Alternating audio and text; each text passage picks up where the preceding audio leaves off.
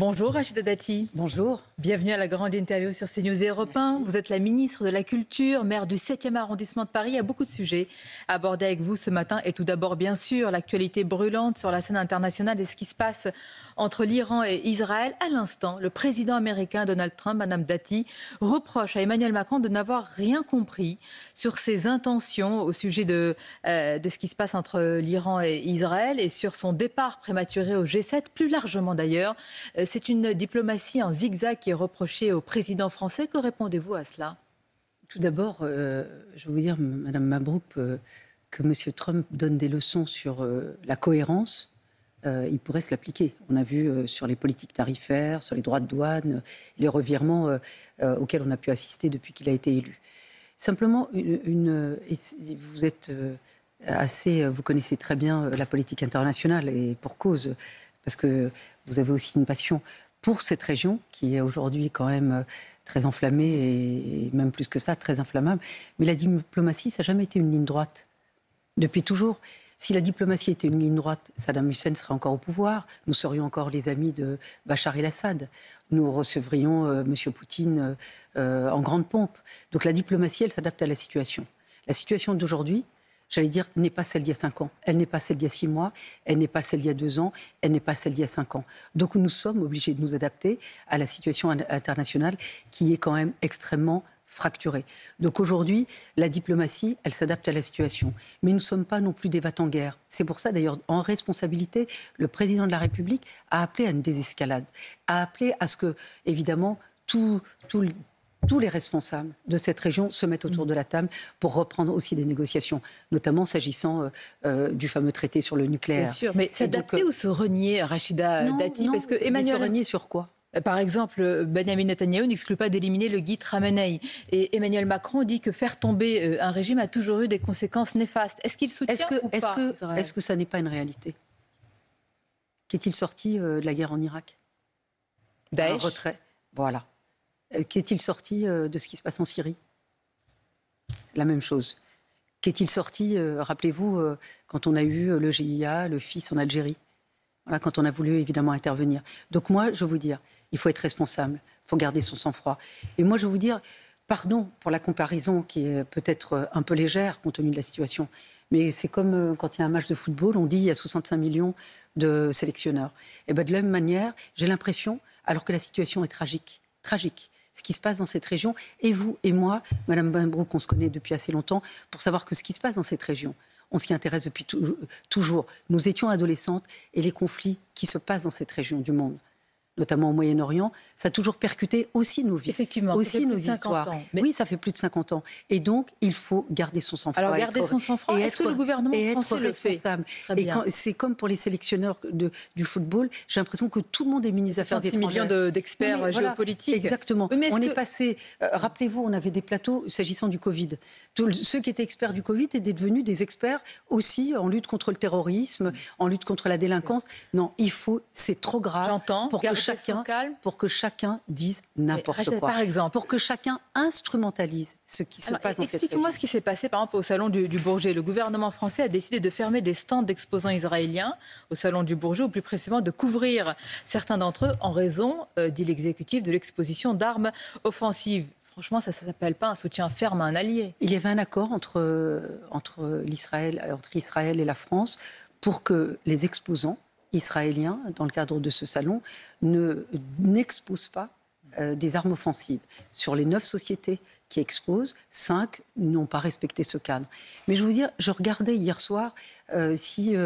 c'est pas discriminatoire de le faire à l'égard d'Israël ? Non, ce type d'accord, ce type, j'allais dire, de critères a déjà existé par le passé. En 1981, François Mitterrand a demandé à ce que nos avions français, nos hélicoptères français, qui étaient exposés soient désarmés. Donc ce type de demande a toujours existé. Donc il n'y a rien de choquant, il y avait un cadre, il n'a pas été respecté. Donc voilà. Venons-en à l'actualité en France. Rachida Dati est au défi du gouvernement. Bientôt les vôtres, évidemment, on va en parler. C'est la fin du conclave sur les retraites aujourd'hui. François Bayrou espère, contre toute attente, arracher in fine un accord et donc sauver sa tête. Tenir, Rachida Dati, ne pas être censuré, mais pour faire quoi ? Est-ce que c'est la prime, l'éloge de l'immobilisme ? On n'est pas dans l'immobilisme, on a un budget à faire.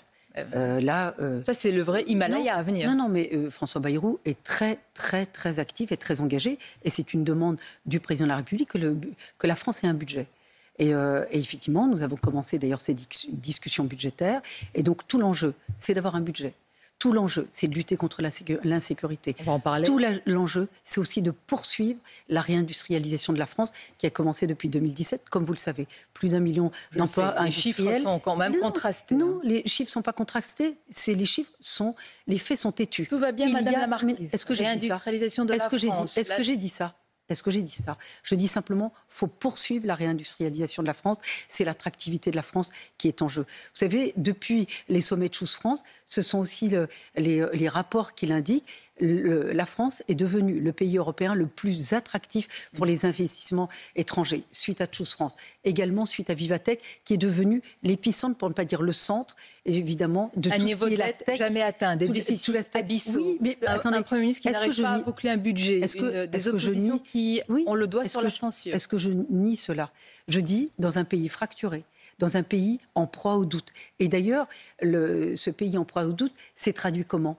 Par le résultat à l'Assemblée nationale. Et donc les Français ont voulu cette Assemblée qui aujourd'hui n'a pas de majorité, il n'y a pas de majorité. Et donc tout l'enjeu pour un Premier ministre, c'est d'obtenir une majorité pour faire adopter un budget pour la France. C'est l'avenir de la France. Et c'est l'avenir de la France, pas à court terme, pas à moyen terme, à très long terme. C'est de porter encore une vision et une ambition pour la France et répondre aux préoccupations des Français. Défi du budget, Rachida Dati, défi de l'insécurité également. Bruno Retailleau, le ministre de l'Intérieur qui dit vouloir en finir avec les barbares, mot qu'il a utilisé, vous le savez, suite aux violences après la victoire du PSG. Il dénonce une société sans repères. Il dit que ce sont les conséquences de mai 68 sur l'utilisation du mot barbare et sur le diagnostic. Vous le partagez avec le ministre de l'Intérieur ? Moi, je vais vous dire, et sans doute mes anciennes fonctions me rattrapent un peu, mais la réponse, elle n'est pas sémantique, elle est pénale. Voilà. Moi, je vais vous dire. La révolution pénale, qu'on attend toujours. Non, attendez, depuis 2017, encore une fois, les chiffres sont là. J'ai regardé, avant de faire votre émission, comme je le fais toujours, je regarde, dans ce qui ne relève pas de mon portefeuille, la délinquance des mineurs a fortement baissé. Moi, et pour cause, lorsque j'étais garde des Sceaux, avec les peines planchées, avec des mesures, avec une vraie politique pénale, nous avions fait, sous Nicolas Sarkozy, fait baisser fortement la délinquance. La délinquance des mineurs a fortement baissé en France. Ce qui est effectivement, ce qui résiste... Non, ce qui reste... Est-ce que c'est audible aujourd'hui ? Ce sont avec des chiffres. Attaques au couteau presque régulièrement ? Ce qui reste, ce qui persiste dans cette reste de délinquance des mineurs, c'est une délinquance de plus en plus violente. Qu'a demandé le Premier ministre, sous l'autorité du Président de la République, qu'a demandé le Premier ministre à Bruno Retailleau et à Gérald Darmanin de prendre toutes les mesures, y compris avec Elisabeth Borne, qui a tout un plan de prévention de la délinquance au sein des établissements scolaires. Pendant longtemps, c'était un sanctuaire, l'établissement scolaire. Aujourd'hui, ça ne l'est plus. Et donc, de prendre des mesures de prévention de cette délinquance, mais aussi de prendre des mesures répressives. Alors, parlons-en. Justement, c'est ce qui est demandé.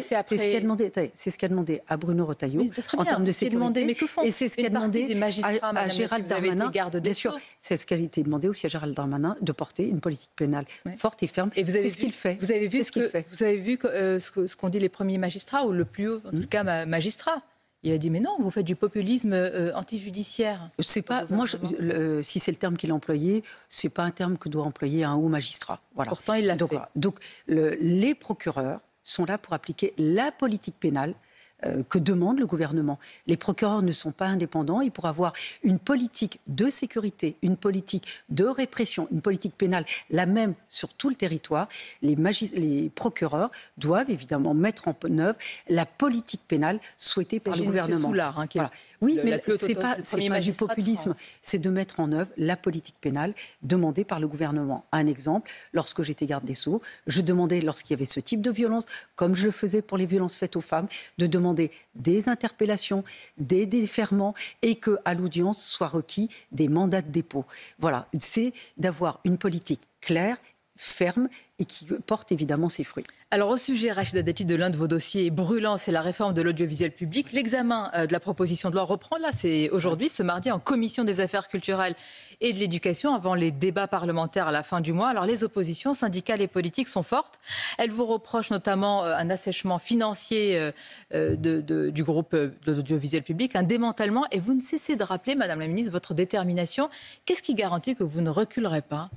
D'abord, l'examen a lieu aujourd'hui en commission. Et en commission, la dernière fois, nous avions obtenu le vote à une large majorité de la création de la holding exécutive. Et ça, c'est important aussi de le rappeler. C'est qu'il y a une majorité, évidemment, pour adopter cette réforme. Elle est attendue depuis des années. Vous savez, quand on a créé la fusion France 2, France 3, enfin la création de France Télévisions il y a 10 ans, est-ce que quelqu'un est revenu sur cette réforme ? Personne. Et d'ailleurs, depuis cette réforme, beaucoup disaient qu'il fallait aller plus loin. Et comment il fallait aller plus loin ? C'est notamment par des coopérations, ce qu'on appelle par le bas, avec radio et télévision, et évidemment qui pouvaient générer une réforme aussi par le haut, avec cette réforme de la gouvernance. Tout le monde n'est pas convaincu. Et la coopération, oui. Non, mais attendez, la coopération a du mal à se faire. Et donc, il faut poser un cadre pour rassembler les forces de l'audiovisuel. Est-ce que vous allez le pouvoir ? Le député Emmanuel Grégoire a écrit au Premier ministre, d'ailleurs, il sera aussi peut-être votre opposant au municipal à Paris, voilà, il appelle c'est bien de le faire remarquer, à la transmission rapide de l'avis du Conseil d'État et il dénonce le manque de sérieux et l'insulte, dit-il, que vous faites à l'encontre du service public. Vous savez, Emmanuel Grégoire, comme certains députés de gauche, s'agissant de ma personne, il se permet tout. L'injure, les attaques en dessous de la ceinture, personne, et donc parce que le mensonge, ou du trumpisme, je ne sais pas ce que ça veut dire. Moi, il y a une chose qui est sûre, c'est qu'aujourd'hui, l'audiovisuel public, il y a une désaffection des jeunes et des classes populaires vis-à-vis de l'audiovisuel public. L'audiovisuel public, c'est près de 4 milliards d'euros. C'est de l'argent public. Cet argent public destiné à l'audiovisuel public doit intéresser l'ensemble des Français et surtout le territoire. Aujourd'hui, les forces de l'audiovisuel public est totalement dispersées. Vous dites l'ensemble des Français. Est-ce que c'est le cas ? Est-ce que les opinions de droite sont représentées par des experts, justement, par des intellectuels ? les mêmes qui font des leçons de pluralisme devraient se les appliquer. Et donc, l'audiovisuel public payé par l'ensemble des Français, doit s'intéresser à tous les Français. Aujourd'hui, les usages ont changé. 62% des Français s'informent sur les réseaux sociaux. Ça n'est même plus la concurrence, ce n'est plus les chaînes traditionnelles, ce sont les plateformes et les réseaux sociaux. Aujourd'hui, il faut regrouper ses forces avec les forces de l'audiovisuel public et il faut évidemment une organisation cohérente. C'est tout d'ailleurs les conclusions que je souhaite mettre en œuvre. L'enjeu de la holding. C'est évidemment c'est les conclusions du rapport fait par Laurence Bloch, l'ancienne patronne de France Inter, qui était aussi à Radio France, et qui effectivement qui est une vraie spécialiste, une vraie professionnelle. Rapport très attendu. Très attendu. Vous venez et d'ailleurs, de me dire... la conclusion de ce rapport dit, évidemment, cette réforme de l'audiovisuel public ne peut plus, le statu quo n'est plus une option. La conclusion de ce rapport, il faut réformer cet audiovisuel public. D'ailleurs, moi, je me suis engagée à le réformer, à regrouper ses forces dans le cadre de cette holding. Et d'ailleurs, lorsque j'étais l'année dernière, lorsque j'ai pris mes fonctions, je m'étais engagée à sanctuariser le financement de l'audiovisuel public. C'est ce que j'ai fait, puisque depuis le 1er janvier 2025, l'audiovisuel public a un financement dédié et sanctuarisé. À ma question sur la pluralité des opinions, vous me dites ceux qui en font des leçons devraient se les appliquer. Ça veut dire quoi, précisément ? Parfois, ceux qui vous donnent des leçons de pluralisme ne se l'appliquent pas. Voilà, c'est toujours la même opinion, c'est toujours la même chose, la même pensée qui évidemment s'impose, devrait en tous les cas s'imposer à tous. Ça n'est pas comme ça. L'audiovisuel public, ça n'est pas ça. Bien au contraire, c'est de s'intéresser à tous les Français et de pouvoir aussi répondre à leurs demandes d'information dans un contexte quand même qui est très fracturé. On voit les influences étrangères, on voit les ingérences, on voit la désinformation. Est-il normal que les adolescents ne regardent plus ou n'écoutent plus l'audiovisuel public ? Alors, information à Rachida Dati et investigation, tandis que Delphine Ernotte a été confortée à la tête de France Télévisions. Récemment, complément d'enquête vous a consacré un portrait. Nous allons parler dans quelques instants du contenu, des accusations à votre endroit, mais sur l'émission en elle-même, complément d'enquête ou encore cache investigation avec ESUC. Est-ce que vous considérez que c'est un travail d'investigation indépendant qu'il faut défendre ? C'est la marque du service public ou est-ce que ce n'est pas le cas pour vous ? Moi, je veux vous dire, même si on me critique, on m'attaque, je serai toujours pour la liberté de la presse. Toujours. Après, on peut s'interroger sur des méthodes, sur des cibles, toujours les mêmes cibles, toujours les mêmes méthodes, d'être très à charge. Est-ce que ça sert l'information ? Est-ce que ça sert votre profession ? Certains, peut-être, ça procède de la confusion. Si vous voulez enquêter, si vous voulez devenir procureur, c'est un métier. Je l'ai exercé. C'est un métier avec une formation et avec un objectif très clair. Ça n'est pas à charge. Ça n'est pas pour détruire des gens. Ça n'est pas pour discréditer des gens. Ça rejoint un rôle de procureur aujourd'hui, oui, notamment. Mais moi, j'ai trop de respect pour le métier de procureur pour qu'il n'y ait pas de confusion des genres. Et j'ai trop de respect pour votre profession, pour la profession de journaliste, pour qu'il n'y ait pas de confusion des genres. Et moi, ce qui parfois peut m'interroger, c'est la méthode et évidemment et la cible. Voilà. Alors la cible, ça a été vous, en l'occurrence, puisque l'équipe de complément d'enquête et les journalistes sont affirmés dans ce portrait avec des documents à l'appui que vous auriez reçus, Madame Dati, plus de 290 000 euros d'honoraires non déclarés de la part de GDF à l'époque, lorsque vous étiez eurodéputé et que vous traitiez de la politique énergétique à Bruxelles. C'est faux, c'est totalement diffamatoire. C'est totalement diffamatoire. Avec des documents à l'appui. Ces documents sont des documents tirés d'où ? Ce sont des documents qui ont été examinés par la justice. Ils ont été tirés de la comptabilité d'un cabinet d'avocats et de ma comptabilité. Tout ça est déclaré, est très au clair. On veut toujours attaquer ma probité, mon honnêteté, jamais. Tout ce que j'ai, je l'ai gagné. Je ne suis pas la seule élue, députée, comme avocate. Moi, j'aimerais que les investigations qui portent sur mon activité ancienne d'avocate, ce soit la même pour les autres. Beaucoup d'élus, beaucoup de députés, beaucoup de candidats à des élections suprêmes sont également avocats. Est-ce qu'une seule fois on s'est intéressé à leur activité ? Pourquoi c'est vous ? Pourquoi c'est vous la cible ? Pourquoi ces méthodes j'aimerais qu'on me juge sur mon bilan, d'une manière générale. On m'a toujours attaqué sur mes compétences et ma légitimité. Toujours la même chose. Lorsque j'ai été garde des Sceaux, j'ai subi les mêmes attaques en illégitimité et des attaques sur les compétences. Lorsque j'ai porté la réforme de la carte judiciaire, qui était attendue depuis 25 ans, lorsque j'ai porté la révision constitutionnelle de 2008, qui était une révision d'ampleur de la Constitution, qui encadrait les pouvoirs du président, qui donnait plus de pouvoir au Parlement et plus de droits aux citoyens. C'est moi qui ai instauré et créé toutes ces autorités indépendantes de contrôle des... Ça ne vous fragilise pas politiquement, des lieux de privation de liberté. Honoraires, mis en examen dans l'affaire Carlos Ghosn. Mais moi, je vous réponds très simplement. Et j'ai également créé le défenseur des droits. Je suis très fière de cela. Et d'ailleurs, lorsque j'ai mené ces réformes, est-ce qu'elles ont été remises en cause depuis ? Jamais. D'ailleurs, même la Cour des comptes m'a attribué un satisfecit, notamment sur la réforme de la carte judiciaire. Mais et personne n'en parle. Est-ce que ça ne vous fragilise pas ? Mais qu'est-ce que ça fragilise ? Honoraires de GDF, oublie de déclarer plusieurs centaines de milliers de bijoux à la haute autorité de la transparence. Madame, vous trouvez ça digne qu'on s'attaque à ma vie privée, qu'on fouille des choses, que par exemple on s'attaque à ma vie intime ? Ma vie intime, je l'ai toujours préservée et protégée. Et on se sert de cela. Toutes mes déclarations ont été scannées. Je n'ai jamais été reprise sur aucune de mes déclarations. Ce sont des revenus du travail. Et ce ne sont pas des revenus bruts ou nets, ce sont des honoraires. Les honoraires, il y a des charges qui sont prélevées. Et donc, tout ce qui est indiqué, tout a été déclaré. Je n'ai jamais été ni reprise fiscalement, ni même par la haute autorité. Tout ça a été mis en transparence. S'agissant de l'affaire Renault, la justice, évidemment, est toujours en cours. Je suis l'objet d'un règlement de compte entre M. Sénard, l'actuel patron de Renault. D'ailleurs, ce n'est pas un hasard si le directeur général est parti, parce qu'évidemment, ça n'est pas lié uniquement à une volonté de ce départ. Je suis prise en otage entre M. Sénard et Carlos Ghosn. Voilà. Mais de toute façon, la vérité... Donc, tout ça est un feu nourri parce que c'est vous, venant de différents milieux, différents domaines. Justement, ça gêne certains que je ne sois jamais victimisée. Je ne suis pas une victime. Et je ne le serai jamais. Et vous savez tout à fait de quoi je parle. Toujours les mêmes profils. Est-ce qu'on accepte aujourd'hui qu'on change de conditions sociales ? Est-ce que la promotion sociale, c'est toujours pour les mêmes ? Vous avez vu que certains en profitent pour fragiliser votre ambition pour la conquête de Paris au municipal. Alors, dans cette émission, un deal aurait été, enfin, ce qui est révélé, en tous les cas, un deal aurait été conclu entre vous et le président. Alors ça a beaucoup, soulevé des interrogations dans le bloc central, Rachida Dati, et on voit, par exemple, l'ancien Premier ministre Gabriel Attal qui appelle à trouver un autre candidat pour Paris. On voit également du côté d'Édouard Philippe qu'un candidat est en train d'émerger également. Je vais quand même pas... moi qui suis pour la démocratie, je ne vais quand même pas critiquer ceux qui veulent se présenter. Il a eu lieu ou pas ? Non, mais de quoi parlons-nous ? Un deal entre vous et le président de la République. Vous entrez au gouvernement, il vous soutient au municipal à Paris. Vous avez le soutien présidentiel. Vous pensez que lorsque le président de la République me propose d'être ministre de la Culture, il me dit je vous propose d'être ministre de la Culture. Pourquoi on pourrait l'exclure? Non mais je vous interroge comme ça en dehors, on s'extrait. La politique est faite de beaucoup d'accords et de deals, madame. Mais bien sûr. Et alors? Et alors, est-ce que c'est le cas? Est-ce que tout cela est écœurant et interdit? Est-ce que c'est interdit? Est-ce que c'est pénal? Pas du tout. La politique, ce sont des accords, ce sont des compromis, ce sont des discussions. Donc il y en a eu un.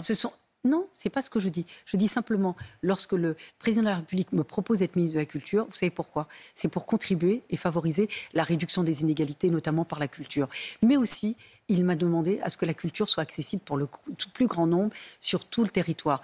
Première mesure que j'ai prise, préservation, protection de notre patrimoine historique, mais aussi le plan ruralité. Parce que la ruralité, et puis vous êtes une personnalité qu'il a voulu avoir dans son gouvernement. C'est 22 millions de nos concitoyens en ruralité qui doivent avoir aussi les mêmes droits que tous les autres habitants et d'autres citoyens sur le territoire national. Voilà, donc ma mission est très claire. Je la mène avec beaucoup de ténacité et d'énergie. Vous savez, avant qu'on m'affaiblisse, je ne crois pas que... depuis 2007, mais ça vient c'est toujours bien tenté. Et j'allais dire... On entend. Votre résilience, votre persévérance encore ratée. Voilà. Vous avez vu même pour la réforme PLM qui modifie les règles du scrutin Paris-Lyon-Marseille, sur laquelle quand même vous misez pour la conquête de Paris, le Sénat, il va serrer la vis. Le PLM, cette loi PLM, c'est quoi? C'est de corriger une anomalie démocratique. C'est juste du bon sens. C'est Paris-Lyon-Marseille.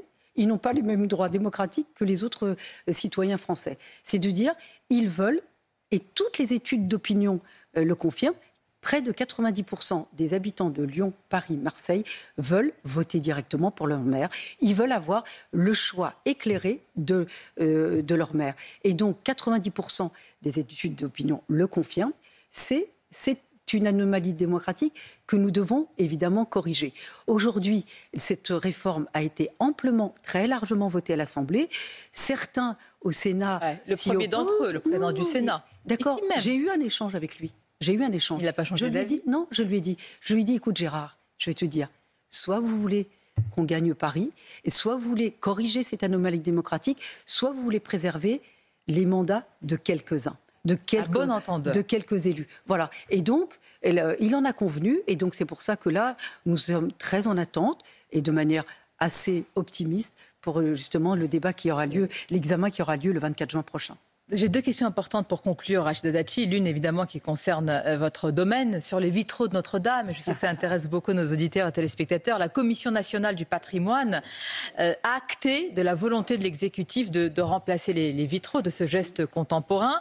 Et vous avez dit que c'était un feu vert. C'est pas un feu vert. Non, ils sont contre. Non. Cette commission qui s'est réunie, qu'a-t-elle acté? Elle a acté à l'unanimité que les vitraux qui sont aujourd'hui installés seront déposés, restaurés et exposés. Voilà. Et donc, quand ils seront déposés, restaurés et exposés, les nouveaux vitraux qui seront faits par l'artiste Madame Tabouret seront évidemment montés à leur place. Au sujet de l'ancien président de la République, Nicolas Sarkozy, c'est une conséquence de sa condamnation. Il a perdu sa Légion d'honneur. Il a été exclu de l'Ordre national du mérite. Ça a provoqué beaucoup de réactions dans sa famille politique plus large.